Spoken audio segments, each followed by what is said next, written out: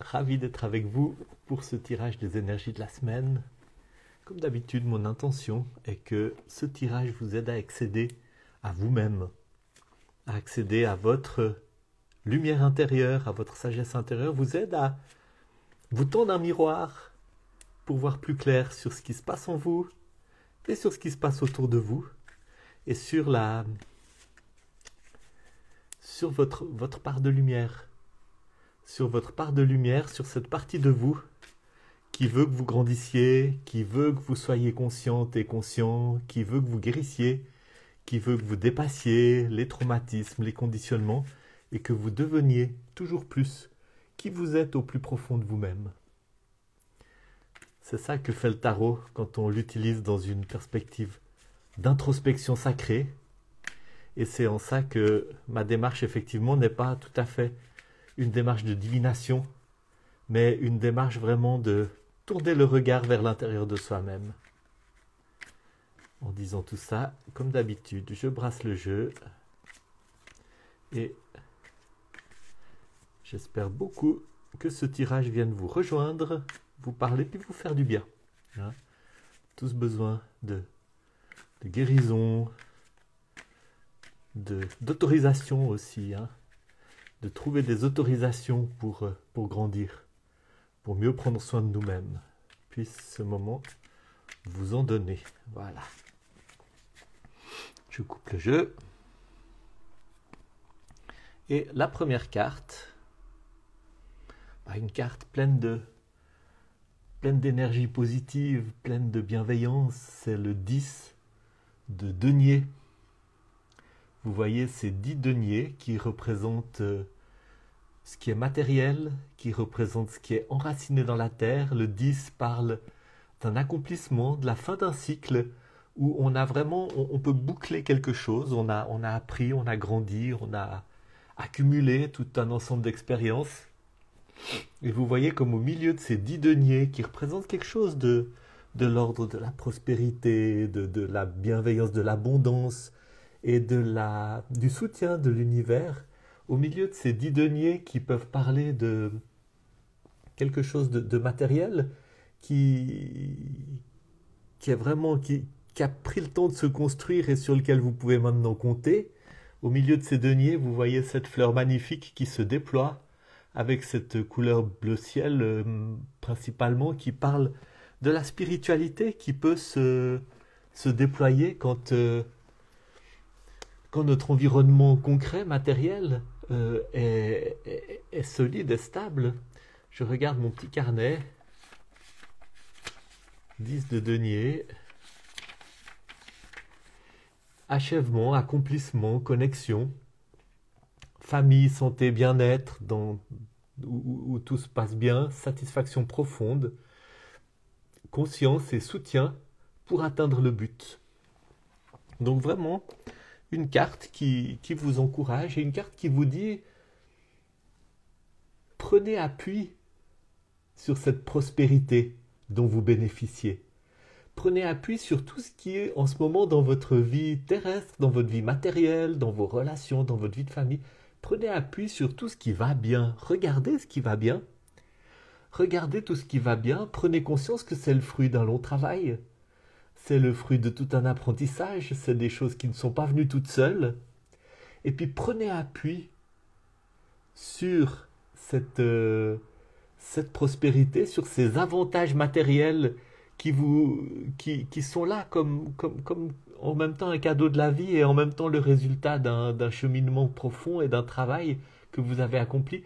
Prenez appui sur tout ça pour laisser se développer votre spiritualité, votre élan vers quelque chose de nouveau, peut-être votre créativité, et certainement quelque chose qui a à voir avec la spiritualité. D'abord parce que c'est la chose la plus importante, hein.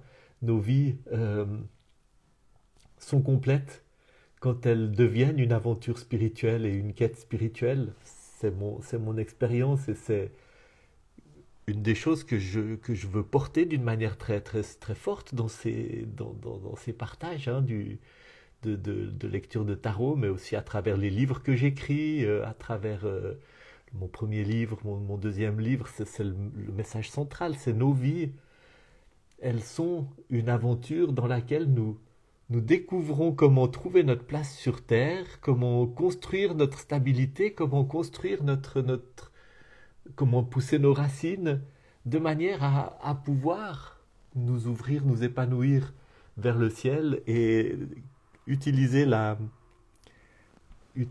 matière dans laquelle nous sommes venus exister pour le temps d'une vie humaine, utiliser cette expérience dans la matière comme l'ouverture à des découvertes spirituelles. Voyons la carte qui sous-tend cette première carte, c'est le 3 de bâton. Autant le 10 de denier parle d'une énergie très enracinée, très ancrée, et il y a toute une expérience, autant le 3 de bâton il parle d'une énergie très jeune, d'un jaillissement, de quelque chose de nouveau, et le denier parle des racines et de la terre, le bâton parle du feu, de l'énergie vitale, du feu intérieur, et il y a un jaillissement de feu intérieur qui est peut-être bien ce qu'on voit là au milieu, encadré, entouré, protégé par ces 10 deniers, ce jaillissement de quelque chose qui peut se déployer, et c'est probablement celui-là qu'on retrouve dans ce 3 de bâton. Ce 3 de bâton, je profite de mon petit carnet aujourd'hui, ce 3 de bâton qui parle d'une reconnaissance et d'une célébration d'un chemin créatif et spirituel qui commence et qui vous invite à aller de l'avant avec vigueur, avec énergie, avec enthousiasme et aussi avec confiance, parce qu'effectivement, il y a un appel à ça. Il y a quelque chose en vous qui veut ce déploiement de votre feu intérieur, et je l'interprète aujourd'hui vraiment dans le sens de la spiritualité. Et puis la carte qui est sous le paquet, qui vient... Ah, c'est trop joli, le roi de coupe. Le roi de coupe est un arcane qui est venu à ma rencontre, hein, d'une manière particulière, qui m'a beaucoup parlé de moi, qui m'a beaucoup inspiré aussi dans mon propre cheminement, et qui représente le personnage qui bénit, qui surplombe, et en même temps le personnage que l'on devient quand on prend ce chemin. Le roi de coupe, il est solidement enraciné, il est sur ce trône qui parle aussi de toute cette stabilité, de toute cette prospérité du 10 de denier. Il est installé, mais en même temps, il a sa coupe à la main et il sait combien les émotions sont importantes. Il a, au cours de sa longue vie, parce que c'est un personnage qui a une expérience derrière lui, ou en tout cas au cours de la multiplicité de ses expériences, si vous êtes jeune et que cette carte vous interpelle aujourd'hui, il y a une multiplicité d'expériences derrière vous de toute façon. Il a appris à faire de la place à ce qui se passe en lui. Il a appris à s'ouvrir, à accueillir, à écouter, à comprendre tout son monde émotionnel. Tous ces flots à l'intérieur de nous, puisque la coupe c'est l'eau, tous ces flots à l'intérieur de nous qui peuvent des fois déborder, qui peuvent des fois être paisibles et bienfaisants, qui peuvent des fois être sauvages et dans les grosses vagues et peut-être même parfois les tsunamis. Mais il a appris à entendre les messages de son monde intérieur, entendre les messages des émotions. Et c'est l'enjeu d'une vie, c'est de faire la paix avec notre monde intérieur, d'apprendre à accueillir les émotions comme des messagères au lieu de les craindre et de les refouler comme des ennemis ou comme des gêneurs, des empêcheurs de vivre bien. Quand on s'ouvre à ce monde des émotions et qu'on peut tout autant rester avec sa tristesse pour lui faire de la place et l'écouter, ou rester avec sa colère sans exploser et tout détruire, mais simplement en écoutant ce que cette colère a à me dire, sans la juger comme quelque chose de mauvais ou sans avoir peur d'elle. Quand on peut aussi écouter, rester avec des émotions lourdes et sombres, comme la haine, comme la honte, comme la jalousie, comme des choses comme ça qui nous paraissent notre culture nous encourage à les mettre loin. Moi, je ne dis pas qu'il faut les mettre en acte, mais je dis qu'il faut les entendre, il faut les écouter, il faut les accueillir pour entendre le message qu'elles viennent nous donner.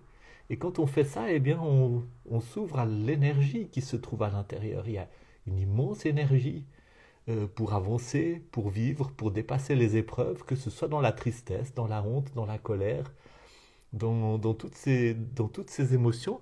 Et s'ouvrir à cette dimension des émotions permet aussi de s'ouvrir et de vivre comme on ne pourrait pas le vivre autrement, la joie, la paix,